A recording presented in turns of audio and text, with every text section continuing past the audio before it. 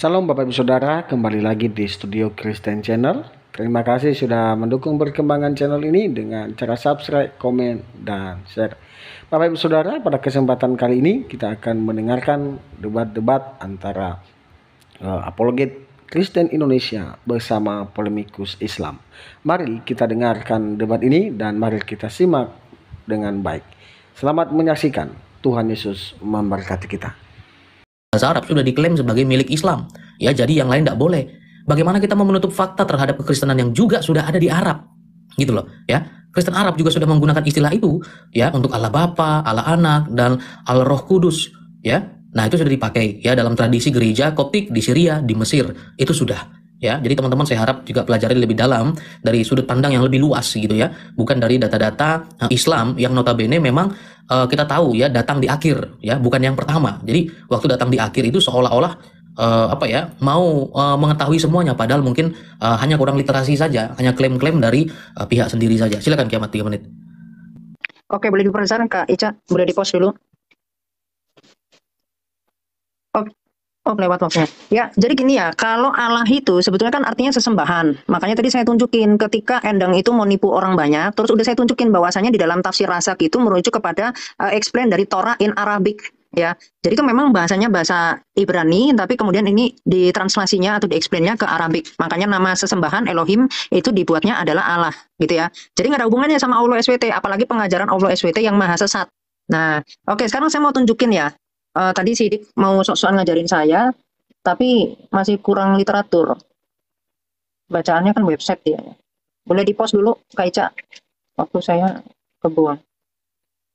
Ya. Ya, jadi kalau merasa nggak nyambung ya karena memang nggak mau ke arah itu, karena udah kebongkar gedoknya bahwa Islam itu ngambil syariat.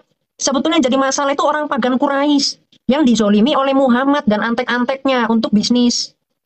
Ya, kenapa? Karena mereka sendiri sudah mengatakan kok, nih di dalam Quran ya, saya tunjukin. Boleh di-pause bentar?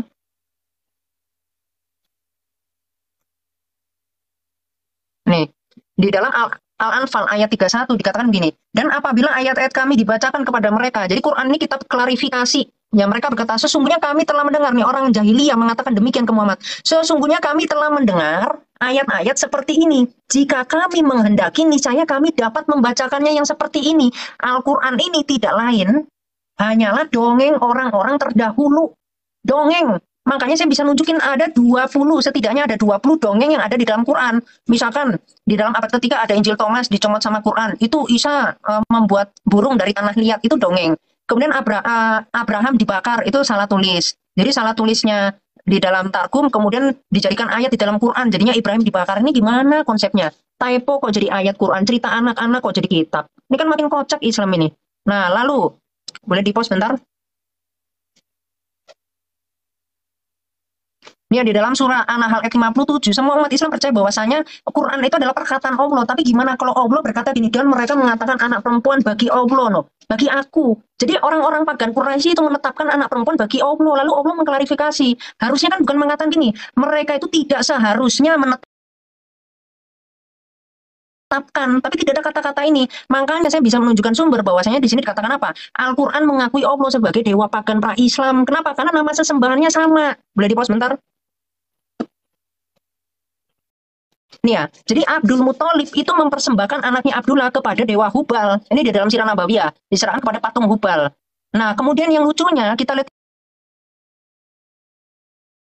di bawah ketika Muhammad lahir, Abdul Muthalib itu membawa Muhammad dengan rasa sukacita, lalu membawa ke dalam Ka'bah, seraya berdoa kepada Allah.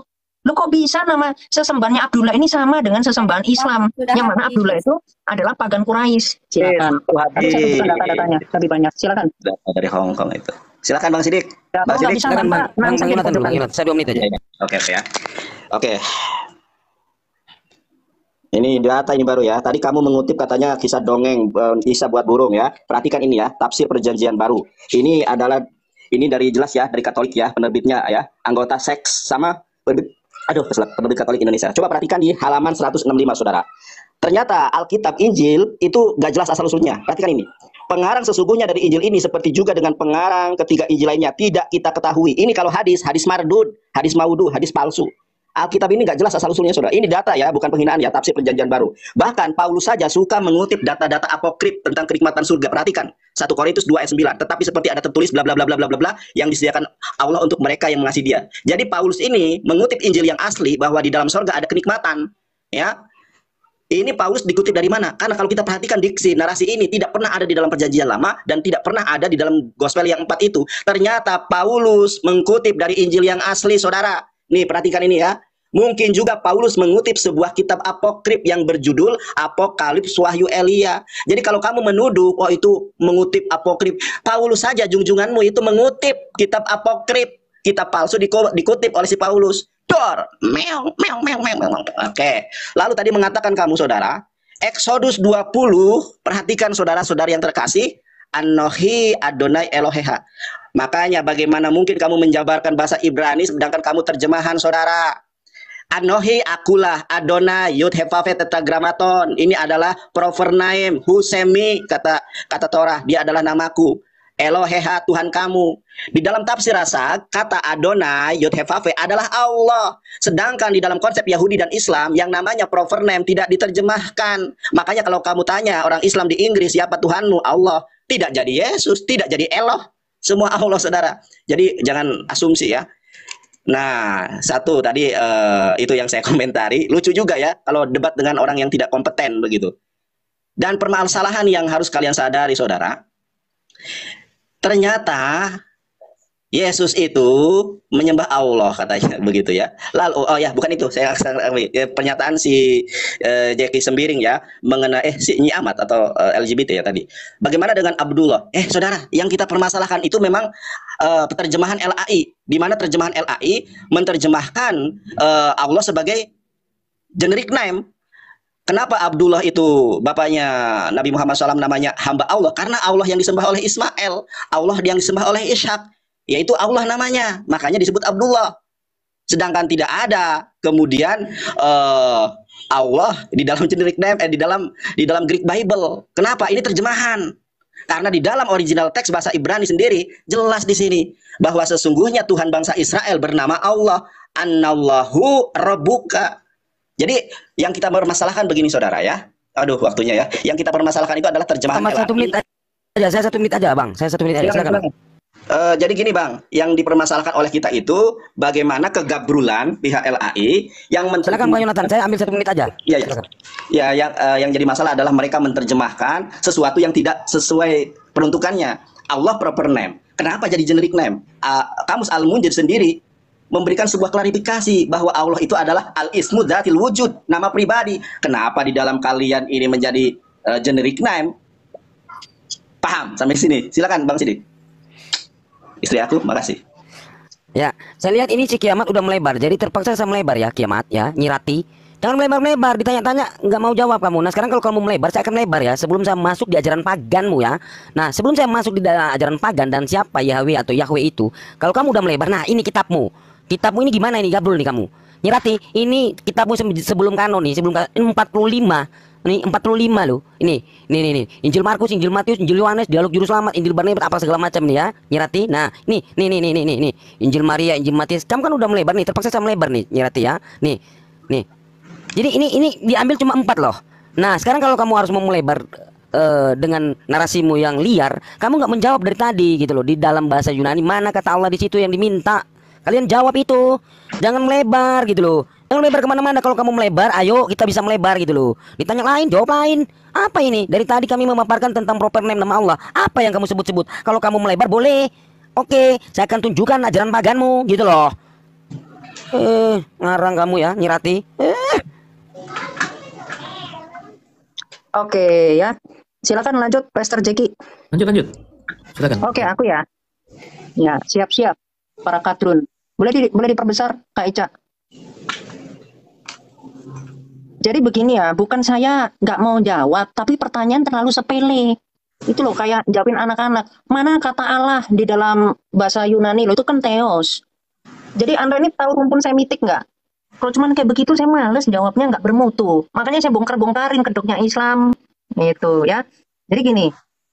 Jadi ini saya mau menunjukkan bahwasanya kumpulan dari mushaf pada dari museum-museum di dunia.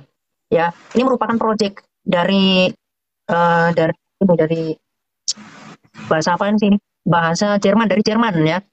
Di sini saya kasih contoh ya, varian reading ya, varian bacaan dari surat Toha ayat 10. Nah, di sini ternyata Quran yang dijaga dengan hafalan, kita lihat tahun 936 ternyata cuma segini doang. 1 2 3. Lalu setelah kita scroll, ini nanti ada banyak sekali tahun-tahunnya, ada lagi ini penghafalnya, mushafnya, dan ini nanti kita bisa buka manuskripnya nanti. Ini ada kode-kodenya lengkap. Ternyata Quran itu bolong-bolong hafalannya.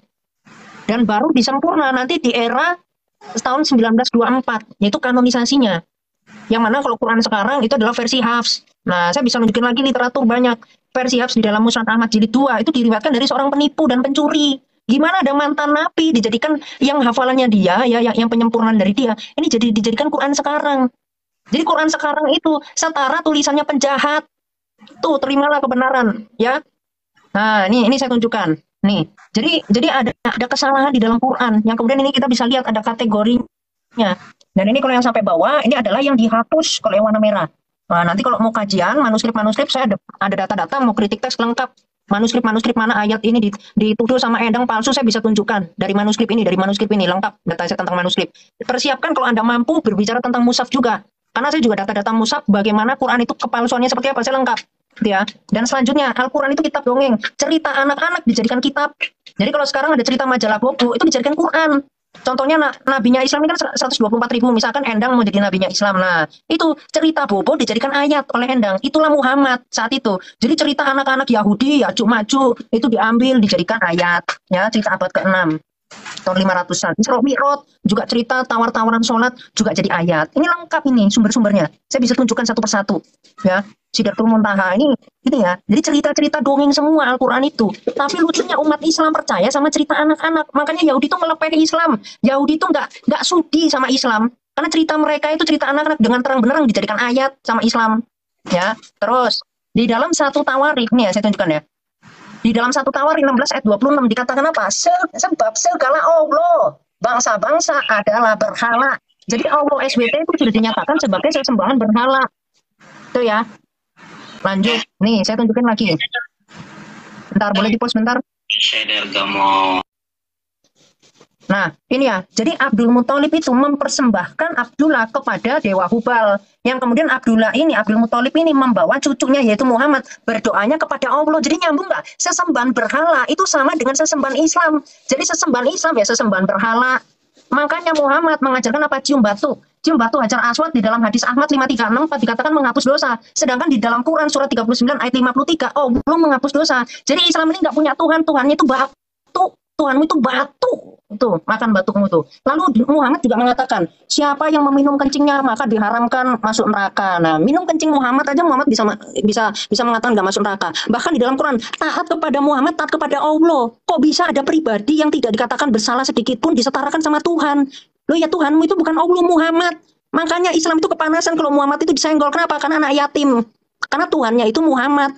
Allah di dalam hadis ya, Muhammad mengatakan di dalam hadis Tirmizi 447, ketika umat Islam itu sholawat kepada Muhammad, maka Allah sholawat kepada mereka 10 kali. Lihat Muhammad, perintah Allah. Jadi Allah itu sudah diinjek-injek sama Muhammad, gitu ya. Lalu misalkan di dalam hadis Tirmizi 2538 di situ dikatakan wanita itu paling banyak masuk neraka. Di dalam hadis Muslim 2596 di situ dikatakan wanita kenapa banyak yang masuk neraka? Karena dia itu menolak nikmat dari suami, nggak mau diajak senggama. Makanya dilaknat oleh malaikat. Ternyata peranan malaikat dalam melaknat itu bisa membuat umat Islam istri-istri wanita-wanita itu masuk neraka. Jadi wanita itu dieksploitasi. Di dalam surah 4 ayat 34 wanita itu boleh dipukul. Di dalam surah 4 ayat 15 wanita itu boleh dikurung sampai mati. Loh, ajaran begini kok dikatakan agama Yesus itu Islam lepeh. Surah 56 ayat 35 sampai 36. Islam itu mengajarkan surga memecah perawan, sedangkan Yesus di dalam Matius 22 ayat 28 sampai 30 dikatakan kalau di surga itu ada kawin maka ajaran setan. Jadi Islam itu setara dengan ajaran setan kata Yesus. Silakan. Sorry Bang Jeki. Harusnya sebagai host tolong ini diperingatkan ya narasi dari Sini Ahmad ya. Oke. Kamu aja bawa ke pribadi, saya nggak ada bawa ke pribadi. Saya ke tema. Silakan aja ke Mbak Endang. LGBT. LGBT lu, kalau gua normal lucu. Pribadi minta Oh, tolong. Mbak Endang, Ini sorry. jangan kepanasan lah. Kalau kamu udah nyungsep tidur aja di pojokan. Perhatikan. Udah nyungsep kamu, Perhatikan. udah malu. Perhatikan. Kamu bantah data saya kalau mampu. Bantah. Tidak ada satupun Islam yang bisa membantah saya. Ini waktu saya, LGBT, diam dulu kau. Ya, dijalankan waktunya Kak Ica. Dijalankan aja, udah nyungsep dia.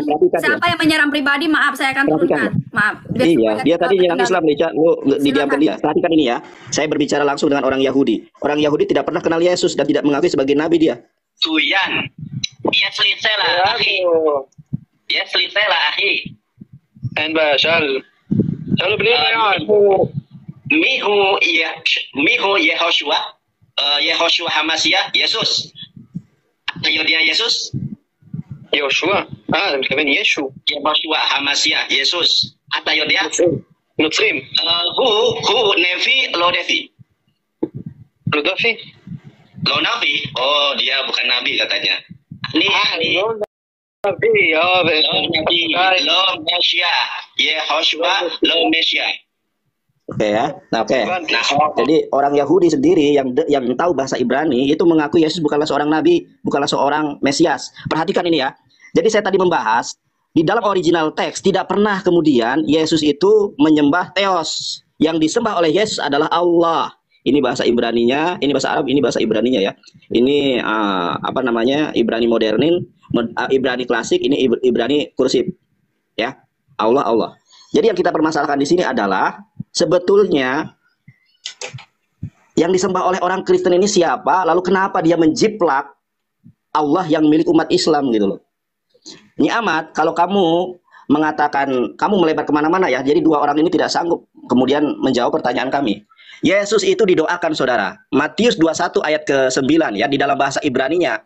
Hosanna leben David. Semoga kiranya keselamatan bagi anak David. Kenapa Yesus tidak disalib? Karena buah dari apa? Buah dari doa para umatnya pada saat itu. Di mana para umatnya kalau kita cari ya dengan kata kunci Hosanna, itu akan banyak muncul di banyak ayat. Ternyata Yesus didoakan supaya selamat saudara.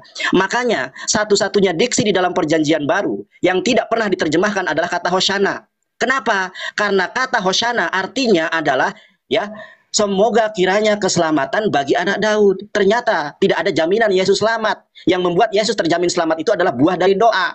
Berdoalah maka akan kami kabulkan. Ketuklah pintu maka akan kami bukakan itu pintu. Menurut Matius ya. Jadi kamu jangan melebar kemana-mana. Yang kami tekankan di sini adalah dari tadi kami bertanya itu Allah ada di dalam Greek Bible yang mana? Coba perhatikan. Kalian cari dari kitab Matius sampai kitab Wahyu. Tidak pernah ada kata Allah di situ. Lalu kalian membuat sebuah narasi. Bagaimana dengan ayahnya Nabi Muhammad? Ayahnya Nabi Muhammad itu berkiblat kepada nenek moyangnya Ismail. Nenek moyang Ismail berkiblat kepada Abraham. Yang disembah oleh Abraham tidak pernah yang bernama Yesus. Tidak pernah yang bernama Isa. Yang disembah oleh Abraham adalah Allah. Datanya jelas. Malah ngalor ngidul nggak jelas. Kalau tidak sanggup untuk menjawab, katakan tidak sanggup. Jangan ngalor ngidul kemana-mana saudara. Ya, silakan Bang Sidik. Oke, inilah si Nyirati ini. Ya, yang jadi pedoman kalian umat kekristenan ini, contoh si Nyirati ini, pikirkan baik-baik, gitu loh. Kalian pikirkan baik-baik. Ini model kayak Nyirati kalian jadi panutan. Waduh, ditanya lain jawab lain. Nah, kalau kamu tentang penghapusan dosa, udah berapa kali saya jawab kamu ya.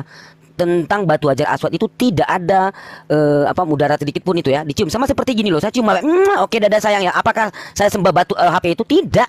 Kan sudah ada penjelasan, udah berapa kali saya jawab. Nah, kalau kamu membawa itu, nah kamu buka ini Yeskel 4:12, makanlah roti itu seperti roti jelai yang bundar, gitu ya. Yang bundar dan engkau harus membakarnya di atas kotoran manusia yang sudah kering di hadapan mereka. Ini penghapus dosa ini.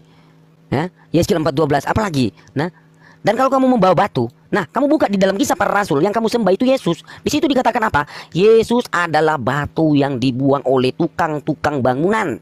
Berarti itu batu yang kau sembah itu. Nah, sekarang di mana di dalam Al-Qur'an ya Allah itu batu? Gak pernah ada. Dan udah berapa kali kamu nyungsep, kamu karena ada Jack Sembiring aja kamu naik. Kalau enggak kamu ulang kaling kamu sama saya ya. Nah, Yesaya 26 nomor 4.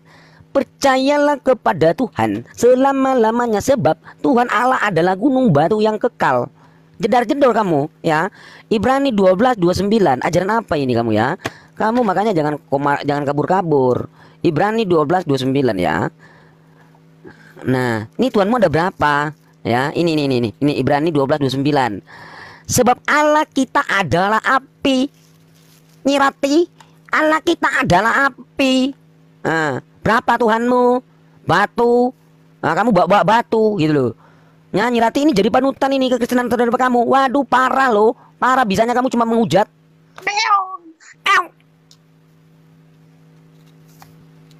Lanjut, Pastor. Oke, silakan mau Bang Jeki Sembiring ya. Oke, mungkin berapa kali putaran lagi kak ya? Nanti saya ada kegiatan sebenarnya. Oke, baik. Saya Jam satu berapa kali Bang putaran lagi. kegiatannya Bang?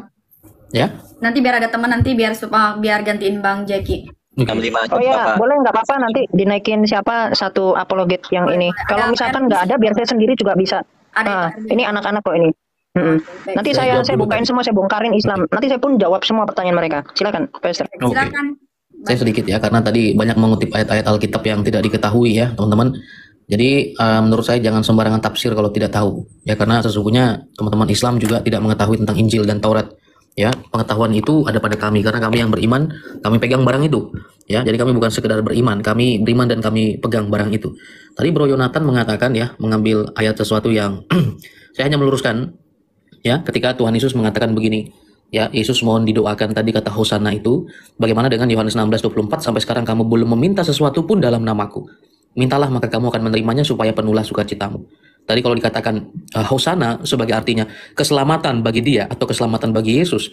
Sekali lagi teman-teman ini mohon maaf saya pakai diksi miskin dalam konteks ya, miskin dalam konteks. Kenapa? Tidak mengerti konteks. Jadi waktu kita baca tulisan hari ini tidak bisa kita terjemahkan mengertikan dalam konteks orang Indonesia hari ini. Ya. Ketika orang bahasa Inggris mengatakan bless the Lord, ya, bless the Lord, itu artinya diberkatilah Tuhan. Apakah itu artinya kita mau memberkati Tuhan? Ya, jadi nggak mengerti konteks gitu loh. Nah, orang Yahudi itu punya konteks. Sama seperti mengatakan hidup raja, loh, memang rajanya mati.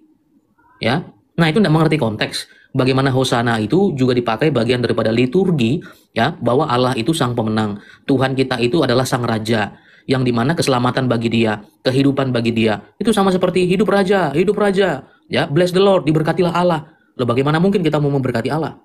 Ya, nah sekarang di sini Yesus mengatakan kamu belum minta ya apapun dalam namaku. Jadi orang Kristen berdoa dalam nama Yesus. Ya, ini tentu saja tidak diajarkan oleh Nabi Isa atau dalam Islam tidak diajarkan. Ya, seperti itu. Kalau ini dianggap Injil yang palsu. Ya, nah pasti ini dianggap yang palsu, tidak sesuai. Ya, Yesus juga mengatakan dalam Matius 18:20, sebab di mana dua atau tiga orang berkumpul dalam namaku. Jadi dalam nama siapa? Dalam nama Yesus yang adalah Allah. Di situ aku ada. Ya, di tengah-tengah mereka. Nah, itu tadi. Jadi, tolong jangan sembarangan mengutip ayat-ayat Alkitab yang tidak diketahui ya, maknanya seperti apa.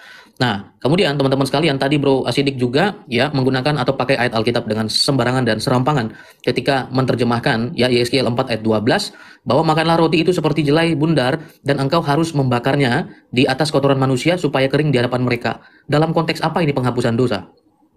Ya. Di mana di situ dikatakan bahwa itu menghapus dosa? Nah, ya. Nah, saya kira itu tadi adalah pernyataan yang tidak sesuai dan sebenarnya itu tidak boleh dilakukan. Ayat ini tidak menjelaskan itu. Ya, tidak menjelaskan itu. Penggambaran Yeskiel kepada orang Israel waktu itu sangat dalam sekali. Ya, tapi saya kira tidak ada waktu untuk menjelaskan ini. Jadi di sini Ya, tidak berbicara itu tentang hinaan itu itu. menghapus dosa. Sama sekali tidak ya. Silakan, Bang. Hinaan dari klien. Iya, oke, itu udah sering dijawab sebenarnya. Boleh diperbesar Kak Ica, boleh di-pause dulu. Waduh, waktuku kebuang. 1 detik sangat berharga ini. Oke ya, kita lanjut lagi. Tadi Asidik, ini kelihatannya memang marbot abal-abal ya. Sedangkan di dalam hadis ya Musnad Ahmad 5364, Isnad Hasan di sini dikatakan. Ini ya, Nabi Muhammad bersabda mencium rukun Yamani dan rukun Aswad akan menghapus dosa sehabis-habisnya. Kok bisa kamu mau bohong? Kamu kira ketemu anak pesantren yang nggak ngerti apa-apa, ketemu ustadz yang bodoh. Loh, saya ini orang gurunya ustadz kok. Kiai Haji Mo aja nggak mampu menghadapi saya. Belum saya bilang lagi, batu Hajar Aswad ini batu. Bapak Ibu Saudara, kita sudah dengar bagaimana debat ini dan mari kita simak bersama dan juga mari kita memberikan komentar yang baik dan yang positif. Bapak Ibu Saudara, pada saat ini juga kita akan merenungkan sebagian dari kebenaran firman Tuhan untuk kita menjalani hari-hari ini dengan penuh sukacita dari Allah Roh Kudus. Mari kita mendengarkan firman Tuhan di dalam Lukas 17 ayat 11 sampai yang ke-19. Begini bunyi firman Tuhan. Dalam perjalanannya ke Yerusalem, Yesus menyusur perbatasan Samaria dan Galilea. Ketika ia memasuki suatu desa, datanglah 10 orang kusta menemui dia. Mereka tinggal berdiri agak jauh dan berteriak, "Yesus, Guru, kasihanilah kami." Lalu ia memandang mereka dan berkata, "Pergilah, perlihatkanlah dirimu kepada imam-imam." Dan sementara mereka di tengah jalan, mereka menjadi tahir. Seorang dari mereka ketika melihat bahwa ia telah sembuh, kembali sambil memuliakan Allah dengan suara nyaring. Lalu tersungkurlah di depan kaki Yesus dan mengucap syukur kepadanya. Orang itu adalah seorang Samaria. Lalu Yesus berkata, "Bukankah ke-10 orang tadi semuanya telah menjadi tahir? Di manakah yang 9 orang itu? Tidakkah di antara mereka yang kembali untuk memuliakan Allah selain daripada orang asing ini?" Lalu ia berkata kepada orang itu, "Berdirilah dan pergilah, imanmu telah menyelamatkan engkau."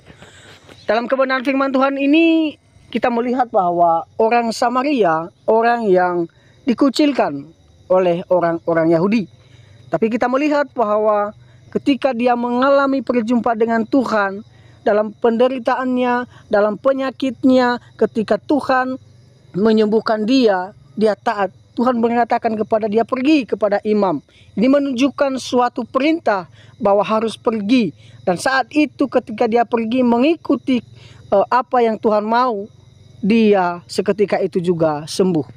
Hal ini juga mengingatkan kita bahwa kita juga harus berbalik kepada Tuhan.